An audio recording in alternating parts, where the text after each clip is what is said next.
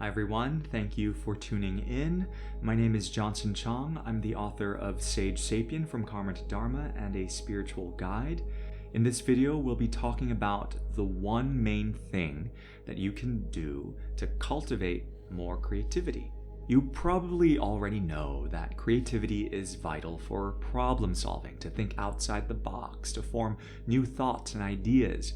But creativity is also key in developing your self-confidence and eliminating the fear of failure. In my book, those who are most creative are most successful in life. It was Albert Einstein who said, "The imagination is more important than knowledge. Knowledge is limited. Imagination enriches the world." So take a look at all the artists and the dancers and the singers and how they enrich our world. Now, not all of us are in an artistic profession, right? But we all have the innate capacity to tap into our inner artist to get creative. So how do we get more creative? There have been so many social experiments done on children and adults, studies mapping the brain to see how the brain functions when creativity is at its fullest. And the main thing that all these studies show is that we cannot enter a state of creativity when we are bogged down with worries, stress, doubts, and fears. How can we tap into our purest and most creative state if we are perceiving life to be uncertain and full of dangers? There was a study done in Europe with orangutans who were held in captivity, and they observed how they were different than when they were out in the wild. Over a course of some time, how their behavior changed when they were given food and water and shelter was very palpable. When they were no longer facing the threat of dangers like predators, and the threat of their livelihood wasn't at stake anymore, they started to become more playful, more innovative, and they started to create things in their new environment. This creativity study has also been done across the world with various different species and different animals, and also with children. And so if you, as a person living in the modern world who already has food, water, and shelter, shouldn't you already be primed and ready to access this potential for creative energy? What is happening is that we're warping what we're actually perceiving as a real danger. Instead of the threat of a wild lion coming after you, you have transferred your fear responses into perceiving threats coming at you from your relationships, from your careers, from over expectations, from previous conditioned patterns of what is right and what is wrong, and the list just goes on and on and on. All of these threats from the wild have now been replaced by the perceived threats in your social circles, the opinions of what your friends or colleagues think of you, or what your parents think of you, what your bosses or employees think of you. All of that adds up into you entering a fight or flight state.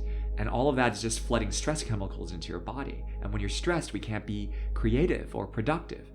And the thing is that human beings are the only mammals that have lost our ability to turn off this chronic state of stress after 6 weeks old. There are so many ways of turning off the state of chronic stress chemicals in our body, like getting a craniosacral therapy session or going on a detox, yoga, meditation, etc., etc.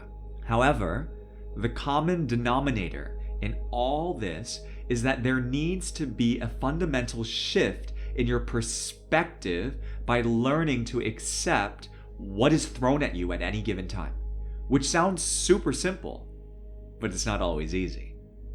Oftentimes, we tend to sweep things under the rug, push things aside, and procrastinate because we don't want to deal with that particular issue, with that particular relationship.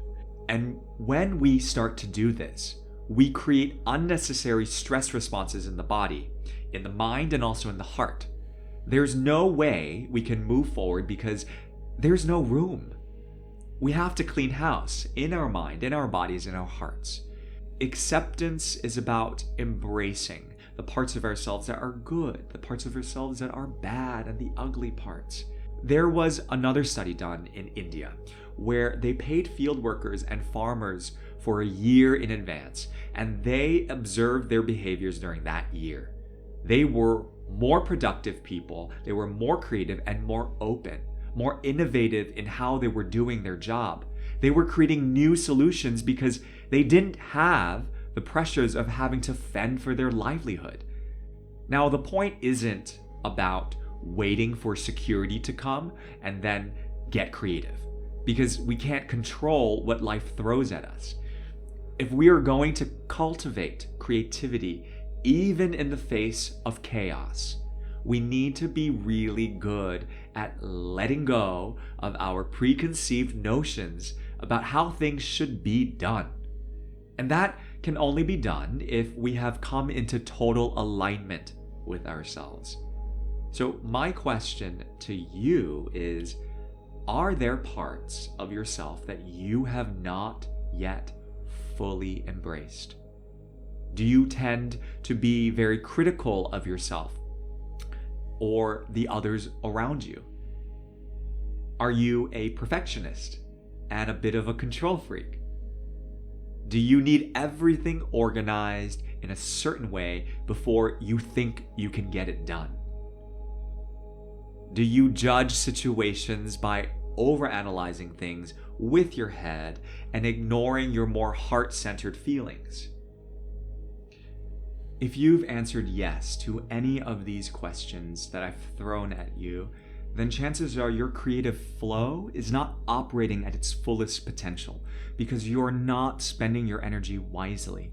Instead of using your energy towards expanding your imagination, your ability to innovate, your energy is being wasted on worries, doubts, and fears. So you have two main choices, essentially. You can either do nothing and ignore it, or you could seek aligned guidance so that you can break through instead of break down. And that choice is entirely up to you. And I love helping people to break through rather than break down. So I'm offering out there to you a 60-minute free discovery breakthrough call with myself. It's time to bounce ideas back and forth, to look at issues that are coming up. I love listening to people and I love witnessing people grow. So if that is something that speaks to you, feel free to book a free 60-minute call with me at johnsonchong.com/apply. Thank you so much for listening and thank you so much for watching. And I hope that you have a brilliant and creative day.